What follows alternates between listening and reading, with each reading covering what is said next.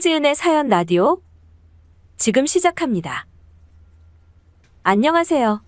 저희 부부는 둘 다 직장 생활을 하는 맞벌이 부부이고 5년 정도 연애 끝에 결혼을 하게 되었어요. 아버지께서는 공무원으로 퇴직하신 지 10년이 넘으셨고 어머님은 전업주부세요. 두 분 다 연세도 있으시고 해서 특별한 수입은 없으시고요. 두 분의 생활비라고는 그동안 모아두신 저축 조금과 공무원 연금이 전부세요. 그래서 언니들도 결혼할 때 집에서 지원 없이 본인들이 직접 돈 모아서 결혼했고요.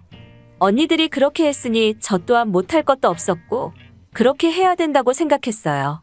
건강하게 낳아주시고 이만큼 키워주신 것만으로도 충분히 고마운 저희 부모님께 든든한 딸로 평생 곁에서 보살펴드리고 싶은 게 솔직한 심정이지만 다 큰 딸이 부모 곁을 안 떠나는 걸 원하시지는 않으실 거예요. 그렇게 저 역시도 부모님께 일체 지원을 받지 않고 사회생활하며 부지런히 모은 5천만 원을 가지고 결혼 준비를 하기로 했어요. 물론 남자친구도 제 사정을 잘 알기에 서로 형식적인 것들은 최대한 생략하기로 입을 맞췄어요. 예비시 부모님께서는 아직까지 두 분 다 경제활동을 하고 계세요. 규모가 꽤 되는 건어물 도매업을 하고 계시는데 점포도 여러 개 있는 걸로 알고 있어요. 일이 바쁘시다 보니 남자친구랑 연애하는 동안에도 한 번도 뵐 기회가 없었어요.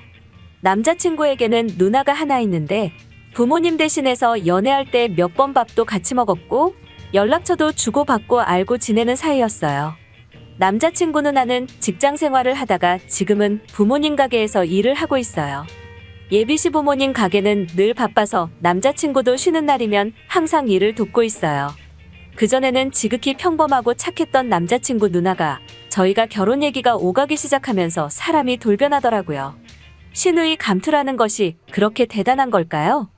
아직 정식으로 인사도 안 드렸는데 벌써부터 소위 얘기하는 시짜지를 하려고 해요.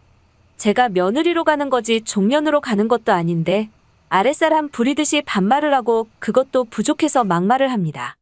시작이 예비시모 생일이었어요. 알려주도 남자친구가 때 되면 어련히 알려주는 걸 굳이 남자친구 누나가 저한테 전화해서 알려주더라고요. 그때 꼭 시간 비우라면서요. 그러면서 미래 시어머니에게 점수 딸 기회를 줄 테니까 잘하라면서 생색을 내는 거예요. 잘 보이면 좋지만 굳이 일찍부터 알랑방구 끼고 그런 성격 아니거든요. 기회가 있으면 어차피 자연스레 친해질 텐데 왜 저러나 싶었어요. 일단은 시간도 많이 남아서 그 전에 인사드리러 한번 찾아뵙겠다고 했어요. 그랬더니 두 분 다 가게 때문에 자리를 못 비우시니 저보고 퇴근하고 가게로 오라고 하는데 명령하듯이 말하는 게 좀 불편했어요. 그리고 앞으로 두 분이 바쁘니까 결혼 관련한 이슈는 다 자기한테 전달하라고 하더군요. 일단 남자친구랑 의논해보고 연락드린다고 하니 무슨 의논이냐며 급발진하더니 내일 당장 오라고 하는 거예요. 기분이 상해서 남자친구에게 얘기하니 누나 성격이 원래 그러니까 저보고 이해하라며 웃더라고요. 어찌나 얄밉던지요. 남친도 말 나온 김에 내일 가자고 하는데 내일 가면 신우이한테 말릴 것 같아서 안 간다고 다음에 가자고 퇴짜놨어요. 결혼을 서둘러 준비할 이유도 없었고 천천히 꼼꼼하게 알아보며 진행하고 싶었거든요. 더군다나 관련도 없는 예비 신우이의 말에 따르고 싶지도 않았고요. 그 이후로는 니네 누나한테 전화 안 오게 하라고 결혼 관련해서 할 얘기 있으면 네가 누나랑 얘기해서 나한테 알려달라고 얘기했어요. 남자친구가 그걸 자기 누나한테 얘기했는지 저한테 계속 전화가 오더라고요. 저는 당연히 안 받았어요. 그리고 바쁘니까 남자친구한테 연락하라고 문자를 보냈어요. 그 이후로도 예비 시누이는 저 데리고 빨리 인사 오라며 계속 독촉을 했다고 하더라고요. 솔직히 일이 바쁘기도 했고 일부러 생신지나서 갈까 생각하고 있었어요. 그에 굴하지 않고 예비 시누이는 혼수 목록이나 부동산, 결혼식 정보를 자꾸 저한테 보내더라고요. 저는 남자친구한테 다시 한번 얘기했어요. 우리 결혼 계획 부모님한테 제대로 말씀드린 거 맞냐고, 왜 자꾸 니네 누나가 이상한 거 보내냐고요. 나는 니네 누나가 보내는 것처럼 화려하고 돈 많이 들어가는 결혼식 할 생각 없고 보증인원도 최소로 해서 가까운 분들만 초대했으면 하고 돈 아껴서 우리 신혼생활에 쓰자고 했어요. 확실하게 컨펌되면 그때 인사드리러 가겠다고 했어요. 근데 며칠 후 남자친구 부모님께서 한 번뿐인 결혼식을 그렇게 허접하게 할 순 없다며 반대하셨다고 하더군요. 결국 저는 남자친구에게 우리는 안 될 것 같다. 우리 관계에 대해서 시간을 가지고 생각해보자고 했어요. 남자친구는 당연히 안 된다며 결혼을 더 이상 미룰 수 없으니 자기가 부모님을 설득해보겠다고 하더군요. 그런 와중에 예비 시누이한테서 할 얘기가 있다며 가게로 오라는 연락이 왔지만 답하지 않았어요. 그렇게 자연스레 남자친구 어머니 생신도 지나쳤죠. 그런데 제가 전화를 안 받으니 시누이가 우리 엄마한테 직접 전화를 한 거예요. 그러면서 어디 땡전 한 푼 안 쓰고 딸 시집 보내려고 하냐며 너무 노골적으로 딸 팔아서 장사하시는 거 아니냐는 소리를 했다는 거예요. 그러면서 인사 한 번 안 오고서 예단 못하겠다고 철벽치는 게 어딨냐며 딸 몸뚱아리 하나 믿고 시집 보내려는 심보가 뭐냐며 막말을 했다는 거예요. 거의 딸뻘이나 다름없는 게 엄마한테 그런 말을 했다는 얘기를 들으니까 어이가 없더라고요. 우리가 받고 안 준다는 것도 아니고 서로 주고받지 말자는데 어떻게 저딴 소리를 하는지 이해가 안 가더라고요. 엄마도 어이가 없다며 통화하시다가 녹음해 두셨더라고요. 엄마한테 너무 죄송했어요. 엄마가 도대체 뭘 잘못해서 내가 엄마 딸이라는 이유로 딸뻘되는 어린 년한테 저런 수모를 겪었어야 했나. 저한테 욕하는 건 얼마든지 참을 수 있지만 엄마한테 욕하는 건 도저히 참아지지가 않더라고요. 5년간의 연애도 한 번의 말실수로 정내미가 뚝 떨어지더라고요. 바로 남자친구 누나한테 전화해서 따졌어요. 어떻게 부모님 뻘되는 사람한테 그렇게 함부로 말할 수 있냐고 하니 자기가 틀린 말 했냐며 오히려 시어머니 될 사람 생일도 제껴놓고 지금 어디서 큰 소리냐고 가정교육을 그런 식으로 받았냐고 하더라고요. 너무 화가 나고 손이 떨려서 제대로 대꾸도 못하고 소리만 지르다 끊었습니다.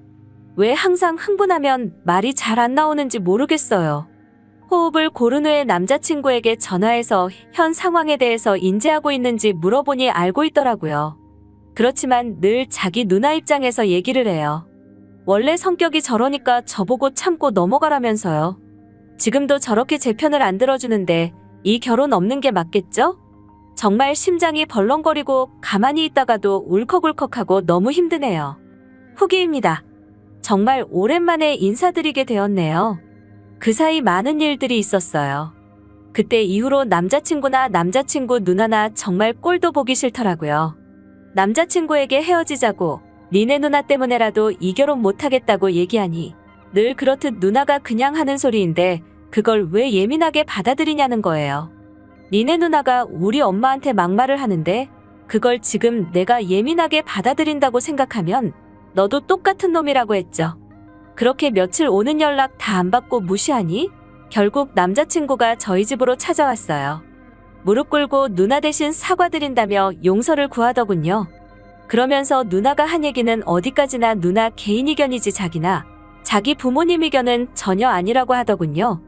저희 부모님은 마음이 약해지셨는지 그새 표정이 풀렸더라고요. 하지만 전 아니었어요. 전 니네 누나가 와서 무릎 꿇고 사죄하는 거 아니면 우리가 다시 볼 일은 없다고 못 박았어요. 그전까지는 연락도 하지 말라며 선 그어버리고 쫓아냈습니다. 축 처진 뒷모습을 보더니 엄마는 남자친구가 불쌍하다고 하시더군요. 그렇게 며칠이 지나도 사과한다는 소식이 없고 저도 이대로는 남자친구네 가게로 향했습니다.